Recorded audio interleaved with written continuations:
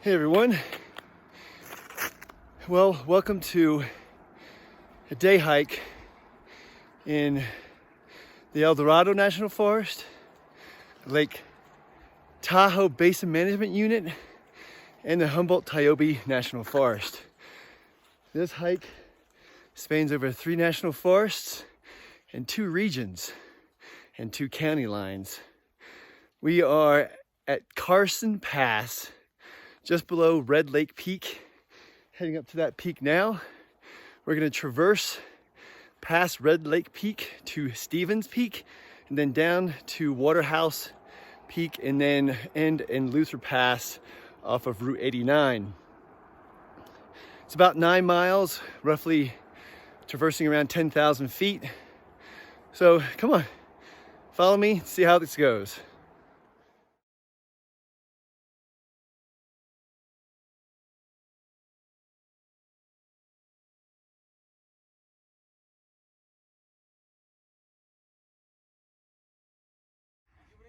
So there's Red Lake Peak. We're going to pop over this crest here and hopefully find a saddle that brings us up to the ridge, and we can follow this along till we bag the peak. I'm hiking with a meetup group called California Peaks or California Mountains. You can find them online pretty easily. Join for various different types of trips into the national forests, and definitely enjoy trips like this and other levels of experience during both summer, winter, fall, and spring throughout California.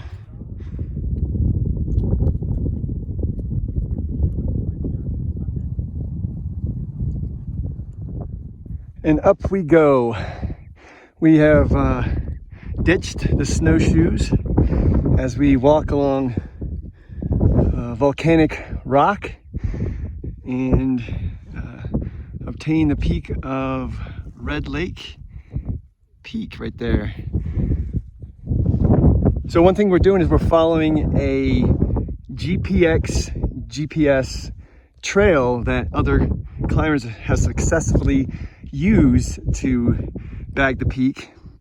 Of course, you can download these. You can download any type of GPS viewer or just GPS in general and follow the route so you don't get lost. However, I do have my printed map and compass, and I've done enough studying of the area to kind of figure out where I am.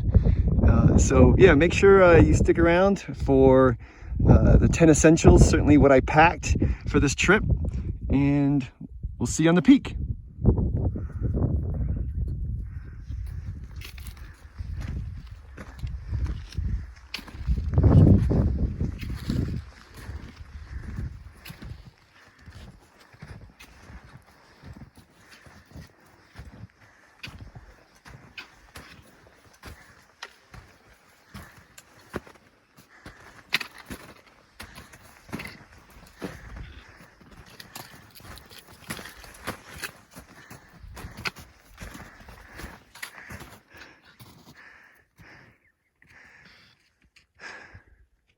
Hey, just a quick tip.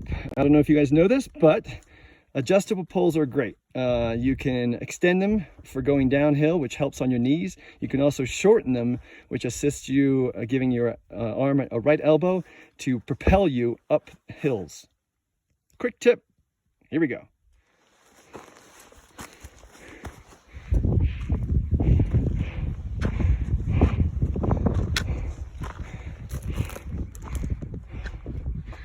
Whew. All right.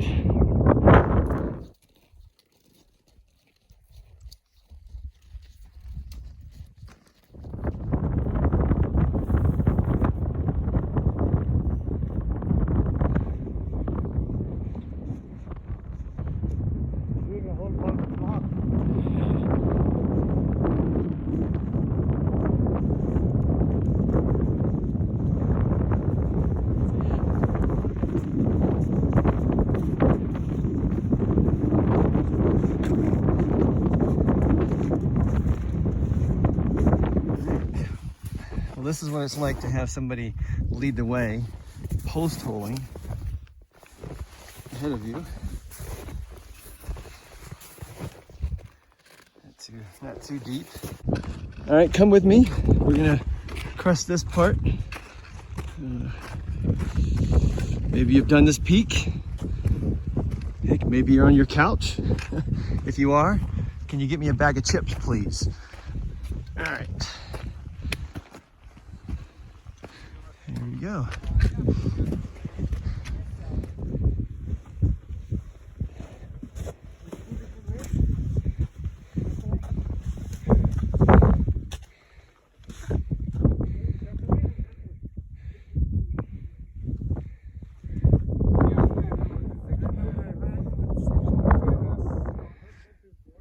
Welcome to the top of Red Lake Peak.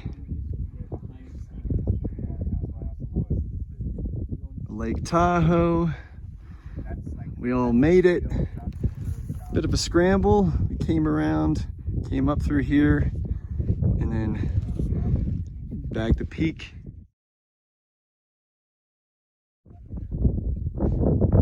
Of course, typical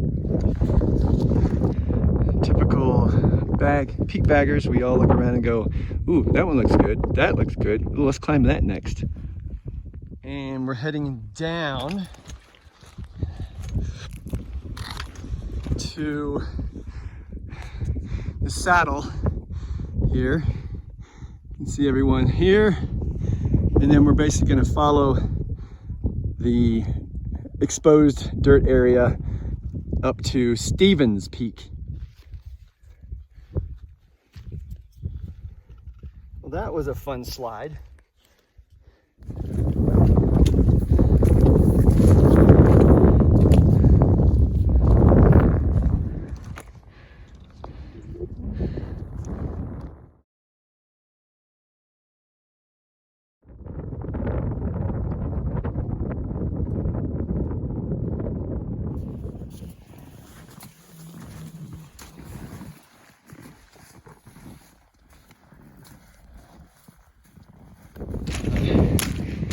A little harder than I thought.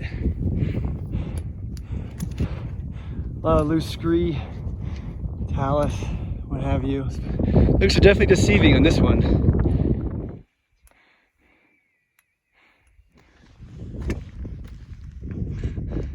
And I'll give you a better view here in a second. But basically, it's a long ridge that heads to the summit.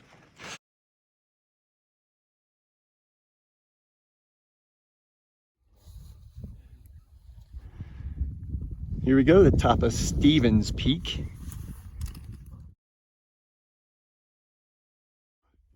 All right, we're going to put on snowshoes and traverse this line here, coming down, and eventually popping over here and then down to this lake. And then that's Waterhouse, the last peak that we're gonna bag today. And then the other side are vehicles. So if I didn't explain this before, we're doing a traverse and a shuttle. So we parked a few vehicles over here off of 89 at Luther Pass area trailhead and brought vehicles over to Carson Pass.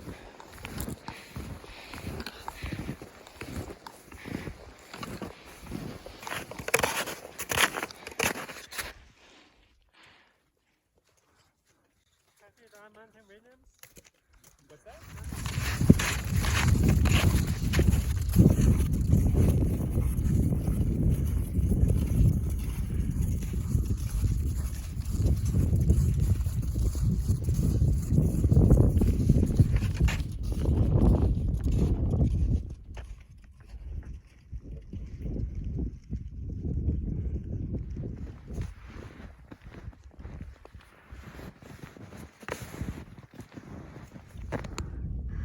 Look at that. Just the stuff that you see out on your national forests, it's crazy. In the wintertime, obviously, you saw just the shapes that the wind can create in the snow. Another benefit for hiking during winter is you can almost go anywhere, especially with snowshoes and skis, cross-country skis, with skins, and you practically leave no trace. So that's a key principle. Just being out here and enjoying the outdoors is minimizing your impact as much as possible. That way, other people can enjoy it. Like that guy. And I'm trying to catch that guy.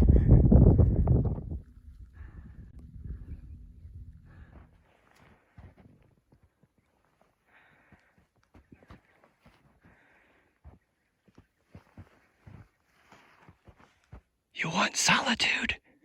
Come to a national forest. Well, we are almost to the lake below Waterhouse Peak.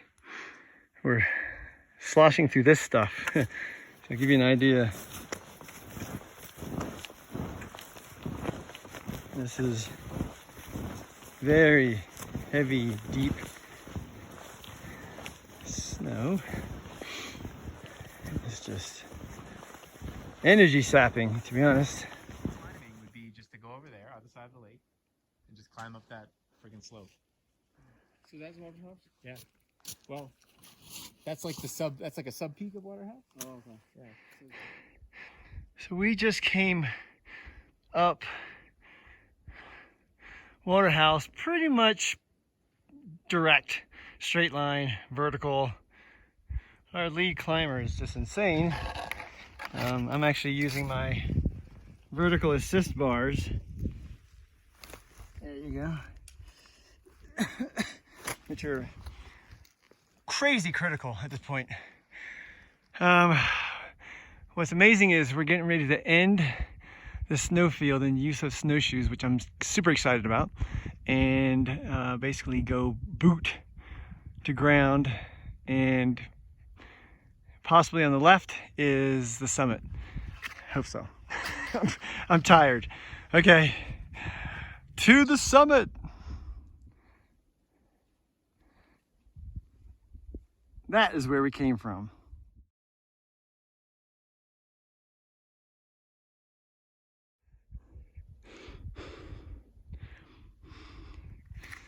This is why trail managers invented switchbacks. Good. So that must be the summit, right there in the center. This is the top of the ridge that accesses the summit.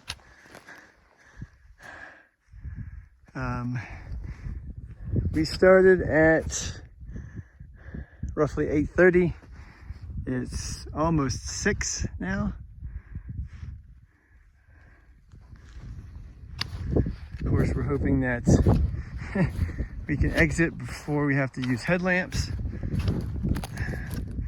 That's why you bring them. There we go.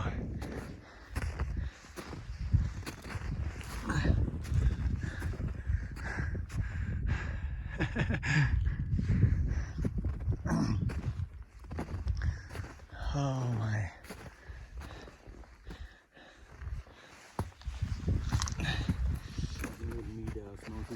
Oh, oh yes. Okay.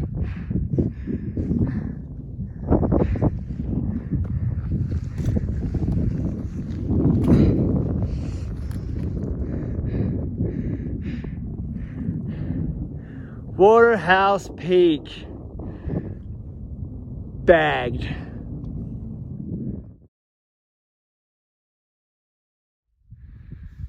Well, this is almost the final chapter of the trip. It is pretty cold here at the top of Waterhouse Peak, and we've changed out of the hiking into sort of descent and warmer clothing. And you might notice that the phone is shaking, but it's getting dark. We got to beat the light. We're heading out. 3 peaks today. Pretty cool traverse. This is your national forests. Enjoy! Here are your 10 essentials. Pause it to get a better look. And here is what I packed for this trip. Boots, socks, trail breaking pants that are both water resistant, waterproof, and breathable, gaiters, snowshoes with vertical assists,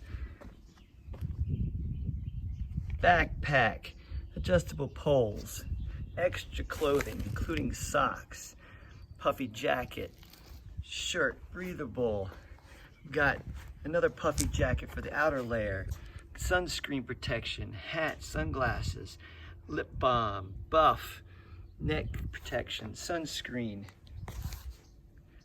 extra gloves, warm hat, medical kit, map and navigation, extra battery power, headlamp, TP, lighter, matches, knife, water filter, water bottles, emergency bivy sack, crampons, and ice axe. Not shown. There was extra food, but I ate it all. That's it, folks. Make sure you recreate responsibly. Enjoy your national forests. Until next time.